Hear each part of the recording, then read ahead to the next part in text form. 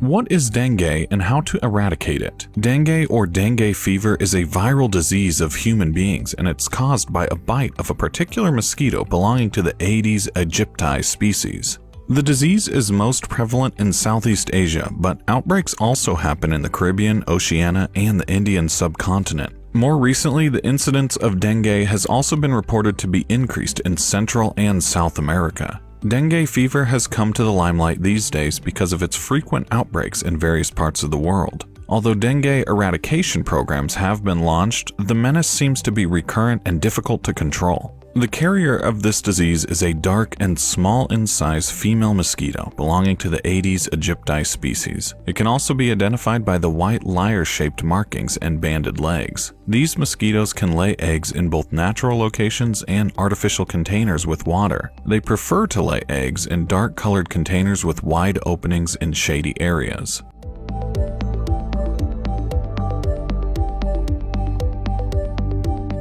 The mosquito prefers to bite indoors and usually only bites humans. Its activity is said to be on its peak 2 hours after sunrise and several hours before sunset. It can also bite at night in well-lit areas.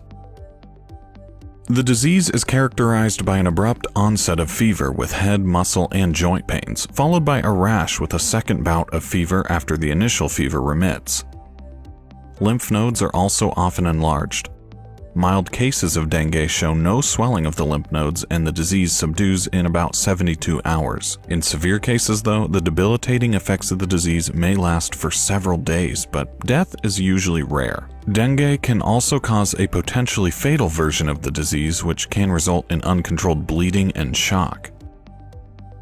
Dengue is initially suspected based on the incidence of exposure to the endemic areas, along with typical dengue symptoms such as characteristic rash with recurrent fever. Diagnostic attempts involve acute and convalescent serologic testing, antigen detection, and PCR of blood. Medicines are given for treatment aimed to reduce the severity of symptoms. For the fatal version of the disease, intravascular volume replacement is added to the treatment protocol because of profuse bleeding. Presently, there is no vaccine available for the disease, so you should try to keep yourself safe from mosquito bites by avoiding mosquito-infested areas. Use mosquito repellents and long-sleeved shirts. Keep your eyes open and eliminate any potential breeding area for the mosquitoes. Use windows and door screens at home and keep the doors and windows closed. Netted beddings have to be arranged for patients already suffering from the disease to stop further spread of the virus through the mosquito. As there are no effective vaccines available for the disease, therefore the only viable way to eradicate the disease is by controlling and exterminating the mosquito populations.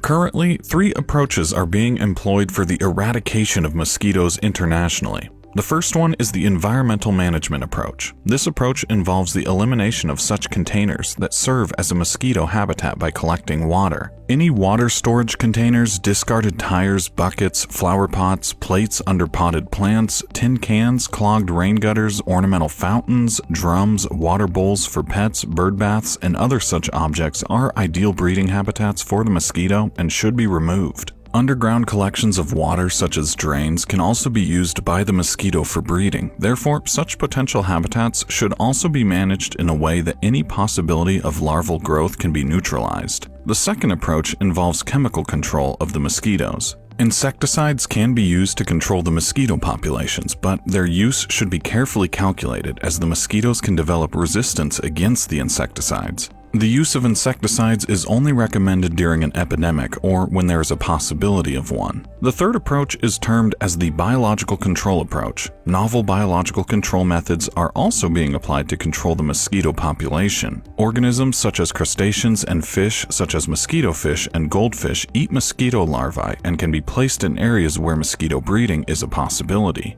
Dragonflies, small aquatic turtles, and beetle larvae also have been known to be effective. Some other innovative biological methods, such as introducing genetically modified disadvantaged mosquito populations, thus weakening the future mosquito progeny or affecting the mosquitoes with bacteria, have also been successfully tried.